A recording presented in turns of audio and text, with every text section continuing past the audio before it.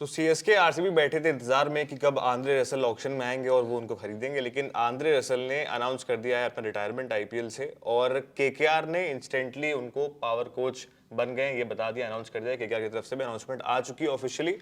और अब जो केकेआर की कोचिंग स्टाफ है वो बहुत मजबूत नजर आ रही है शुभम। एक तरफ अभिषेक नायर जो पहले असिस्टेंट कोच थे चंद्रकांत पंडित के अंदर में, अब वो बन गए हेड कोच। असिस्टेंट कोच आ चुके हैं शेन वॉटसन, हम जानते हैं कितने बेहतरीन ऑलराउंडर रहे हैं ऑस्ट्रेलिया के लिए। उसके अलावा आप देखिए बॉलिंग कोच में आ चुके टिम साउदी, एक और ग्रेट न्यूजीलैंड क्रिकेट के। उसके अलावा अगर आप देखिए डेवन ब्रावो अभी तक हैं वो मेंटोर के रूप में, और अब आंद्रे रसल जुड़ चुके हैं पावर कोच बन के। अब पावर कोच क्या है इसके बारे में आज चर्चा करेंगे, कैसे उनका क्या रहने वाला है समीकरण अगर पूरे आईपीएल के अगर सेटअप पे देखें केकेआर के लिए, तो उस बारे में आज डिस्कस करने वाले हैं शुभम। तो फिलहाल आपका पहला रिएक्शन क्या है कि केकेआर में अब Andre Russell as a coach आ चुके हैं? देखिए 2012 से उन्होंने केकेआर की जर्नी स्टार्ट करी थी, उसके बाद केकेआर ने उनको छोड़ा ही नहीं बिल्कुल भी। और इस सीजन जब रिलीज करने की बात हुई थी तो उसके बाद बहुत सारी टीम की बाकायदा नजरें होंगी, क्योंकि काफी लोगों को मतलब उम्मीद लगती है कि भैया आप रसल खेल रहे हैं जब, तो किसी भी तरीके से वो कंट्रीब्यूट कर सकते हैं। जिस और सबसे 2012 में उन्होंने दिल्ली डेयरडेविल्स से खेला था, उसके बाद 2014 में आ गए थे केकेआर में। उसके बाद से अब तक जितनी बार केकेआर के लिए खेला है 2000 प्लस रन्स बनाए शुभम उन्होंने, और 100 से ऊपर विकेट्स लिए हैं। बहुत गिने चुने खिलाड़ी हैं जिन्होंने ऐसा करा है, शायद हो सकता है रसल इकलौते ऐसे खिलाड़ी हो जिसने किसी एक फ्रेंचाइजी में ऐसा करा हो। और जिसमें 2 टाइटल भी है उनके नाम पे, बिल्कुल। 2014 और 2024 की बात करें तो। और वैसे भी देखा जाए तो पावर कोच उनको इसलिए बना गया है क्योंकि जिस तरीके से उनकी हिटिंग की बात करें, जिस तरीके से मसल पावरफुल एकदम जिनकी हिटिंग रहती थी, जिनके लिए वो जाने जाते थे, रसल मसल। उसके बाद अगर हम बात करें, देखिए केकेआर का रिश्ता जो है वो रसल से बिल्कुल बिल्कुल नहीं छूट पाया एंड तक।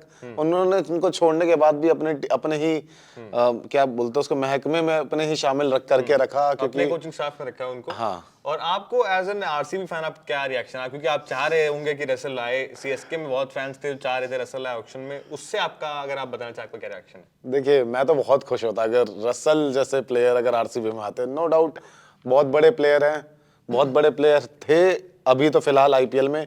और बात करें, देखिए सीएसके की बात करें तो सीएसके का मुझे इस बार जो ट्रेड था वो मुझे बहुत ऑकवर्ड टाइप का लगा, मुझे बहुत पसंद सा नहीं आया, क्योंकि रविंद्र जडेजा जो कि इतने टाइम से सीएसके के साथ थे, लास्ट टाइम जब वो आईपीएल टाइटल जीते थे उसमें रविंद्र जडेजा का बहुत बड़ा कंट्रीब्यूशन था। जब एक बॉल पे 4 रन चाहिए तो उन्होंने चौका मार के वो कप उनको छीन लिया था सामने वाले गुजरात टाइटन के हाथ से। तो वो थोड़ा मुझे ऑड लगा कि रविंद्र जडेजा को ट्रेड में तो नहीं रखना चाहिए था, क्योंकि वैसे जो प्लेयर आइकॉनिक माने जाते हैं उस टीम के खासकर। तो और देखा जाए तो उनको भेजा भी राजस्थान रॉयल्स में, क्योंकि हम सब जानते हैं कि 2 साल के लिए कौन क्या हुआ था।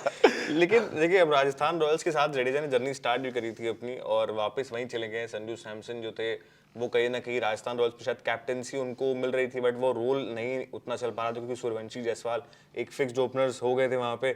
यहाँ पे शायद बेहतर तरीके से संजू सैमसन चले गए तो ऋतुराज और सैमसन ओपनिंग करते नजर आएंगे। लेकिन अगर रसल की बात करें, काफी टीम्स इंतजार कर रही थी।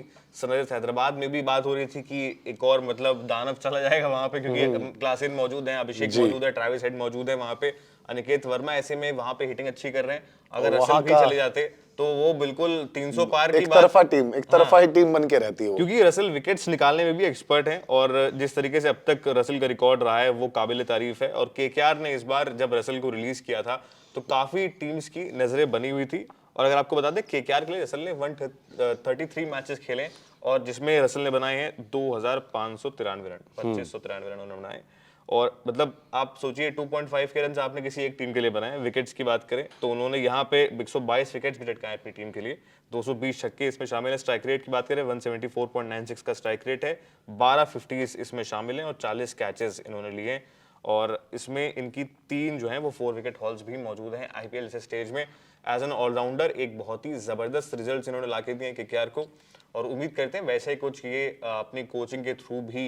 पावर कोच की जो बात हुई है वो इस वजह से हुई कि वेंकी मैसूर ने कहा कि जब पावर की बात होती है तो पावर का मतलब ये होता है कि आप तीनों तरीके से फील्डिंग में आप पावरफुल हैं, आप जिस तरीके से एनर्जेटिक रहते हैं फील्ड पे, बैटिंग में आप पावरफुल हैं, मसल रसल जाना जाता है इनको, आंद्रे अंदर गेंद बाहर, इनके बारे में बोलते हुए आकाश चोपड़ा अक्सर।